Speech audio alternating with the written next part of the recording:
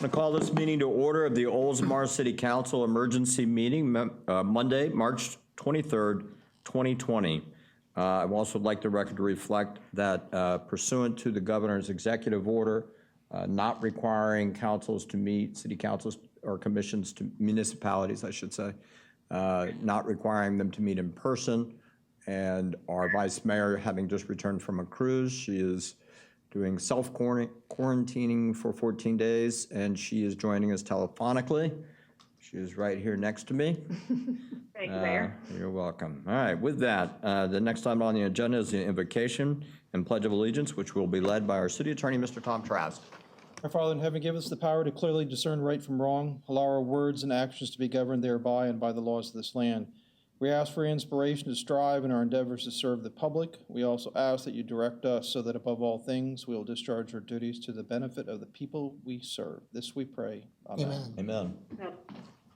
I pledge allegiance to the flag of the United States of America and to the republic for which it stands, one nation, under God, indivisible, with liberty and justice for all. All right. There's a little delay there. I was teasing our vice mayor earlier for those who are watching this at home. If I didn't like what she was saying, I was just going to unplug her, but it was a joke. All right. Next item on the agenda is adopt resolution 2020-07. I'm going to turn that over to our city attorney, Mr. Tom Trask. This is resolution 2020-07. I'm going to read it by title only. A resolution of the City Council of the City of Oldsmar, Florida, extending the declaration of a state of local emergency for the City of Oldsmar as a result of the coronavirus disease 2019 COVID-19 outbreak and its potential threat of harm to the residents and visitors of the City of Oldsmar, providing for the waiver of the procedures and formalities required by law pursuant to Florida Statute Chapter 252, providing for the ratification of the proclamation of emergency issued by the mayor on March 16, 2020, and providing for the extension of the declaration of emergency and providing for an effective date hereof.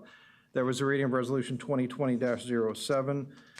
As the title reflects, it is basically ratifying the mayor's proclamation and declaration of emergency.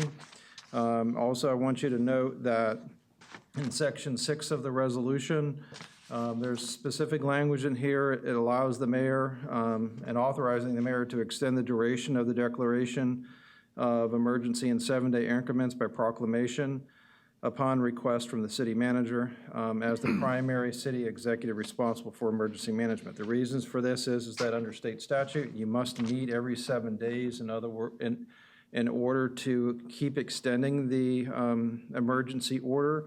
In this way, by adding this language into the resolution, I think that you meet that requirement so long as the city manager requests it and the mayor can authorize it. It will continue on in 7-day increments. The reason that you do that is that the state statute requires you to do that if you're going to eventually request funding from the state or the federal government. And that's the reason why it is in there. So with that, I'd be happy to answer any questions if you have any. Otherwise, this is an absolute necessity to be done. So what I'd like to do is get a motion in a second and then have discussion, unless there's a question you'd like to ask before making a motion. I would accept. So moved. Do I have a second? A second? Discussion. Councilmember Norris, any comments? Comments on what Tom just outlined? No, I think Okay. if we do, I trust him completely to keep us on track of doing everything right. There you go. Councilmember Saraki. Second what Linda just said, we gotta be on top of this, and I think we're on top of it. Thank you, Mayor. Vice Mayor Gannon. I just had one quick question. Is there any need to enumerate in the resolution the executive orders that our mayor has enumerated thus far, like list those out, or are those automatically covered? So the answer is that we could definitely include them. We can change section 7 to specifically ratify not only the proclamation of emergency, but also the orders that the mayor has issued as well. If you want, we can do that, and the motion would just need to reflect that be made. I completely and utterly defer to our city attorney as to making such an amendment. I just wanted to bring that up. Thank you very much, Tom. Okay. So that is something, Mayor, that is would probably be good to entertain. That would ratify all of the orders that you've entered to date. Okay. And so we can do that by adding it to the resolution today. Okay. Are there any other comments? Councilmember who we keep saying goodbye, but we keep bringing her back, Councilmember Grimes. No comments at this time. Okay, so this is what the chair is going to do. I'm going to ask the maker of the motion to withdraw their original motion. I believe that was Linda. Okay, so then I'm going to ask for that this be approved with the following amendment. And I'm going to ask our city attorney maybe to state the amendment so that How many orders have we got in place now? Just, 7. okay, Exhibit 7. and I don't think that I have that with me.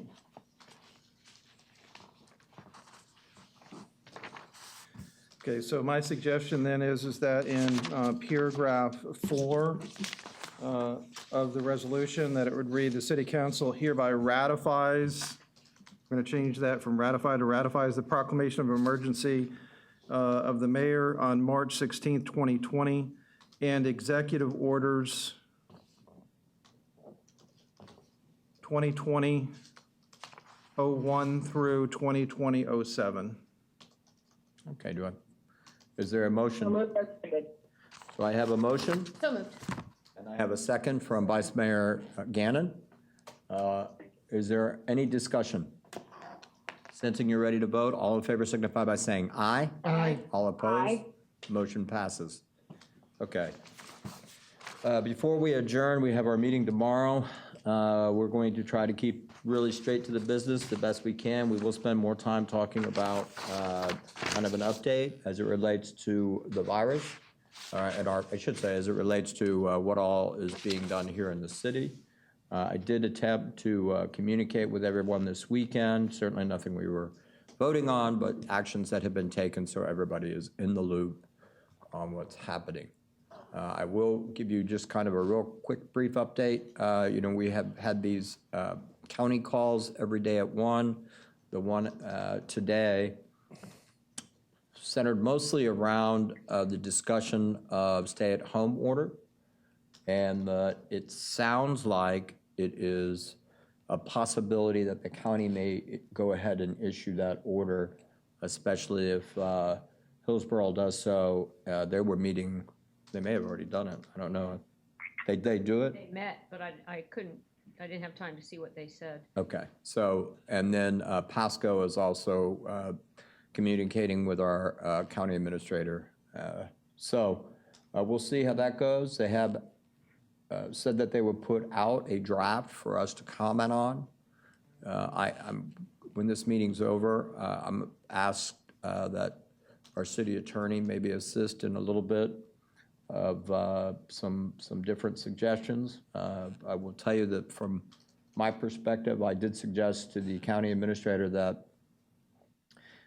that the commission explore language that would exempt businesses whose model does not require access from the public, with a great deal of thought being put into the manufacturing community, provided that they could still provide safe distancing, social distancing as a practice. And so that's what I'm going to ask our city attorney to maybe assist in some language that. But there's a lot of other things to be considered.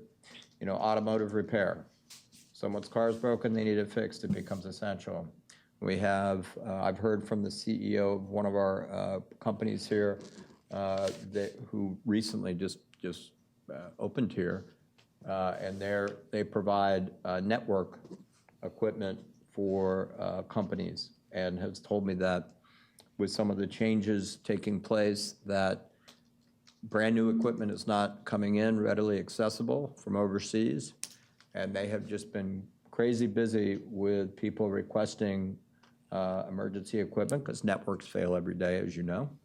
And so these are the types of things that support our infrastructure that need to be attempted to take into account, and so on. So I just thought I would share that update. Does anybody have any questions at this time? Can I add to that? Sure. I did call Pat Gerard, County Commissioner, and asked her to consider exempting pet stores from closing. And I know I spoke to you about this over the weekend, and she said she's going to put it on the list and hopefully get them exempted, because people still need their pet food, they need their pet medicine, they need I spoke to the manager of Munchies today, and she said she'll set up outside. She said she wouldn't even need people to come in. She'll do orders outside. So that's another thing that a lot of people might not think about, but our pets are going to need to be taken care of as well. Absolutely, absolutely. Anyone else? So just as an FYI, as you probably have already seen, that the state has closed state parks. We were told on a call today that they view many of the boating locations as if they are state parks, because they're state-owned. For example, Three Rooker Bar, which for those of you who are not boaters, it's not actually a bar, it's a sandbar. But that they had just probably one of the busiest boating days they've had in years was this weekend. And so you have boats tied up to boats and, you know, kind of defeating the purpose of social distancing. I will tell you all this at this point. It's not my intention to close the city parks. I don't believe that we have an issue. Our citizens, if you were driving at all this weekend, you saw that our citizens were out in the parks, but I did not see one case of where people weren't being responsible and applying the social distancing guidelines. And so, you know, we have asked our SOs that if they see it, to let them, you know, remind them of it. But we don't have a problem with it. And therefore, I think, as most, I think, agree, enabling our citizens to be able to go out and ride their bikes and enjoy that, I think it's probably good for mental health. And so unless something changes dramatically, it is not my intention to take that action. I will tell you, because I have received calls about it, the executive order that I signed related to closing the flea market. When I spoke to them, you know, and so you know, my approach is I contact any business impacted by any order that we're going to sign and discuss what their mitigation plan currently is. What are they doing? I have had people say to me, we're just waiting to see for you to tell us we have to close, which isn't really a plan. But, and I would say that the flea market kind of fell into that category. And so we took that action. We let them know the order was effective on Friday at 5 o'clock. We told them Thursday morning. I understand, and I'm sure there were reasons for it. It wasn't communicated to those vendors till 1 o'clock on Friday. And so we did have some people who were a little bit upset that they weren't given any real notice. Of course, it's an emergency situation. Normally, emergencies don't have a whole lot of notice to them, unfortunately. My question to those vendors was, how on earth would you think it'd be responsible for your employees and customers to stay open anyhow?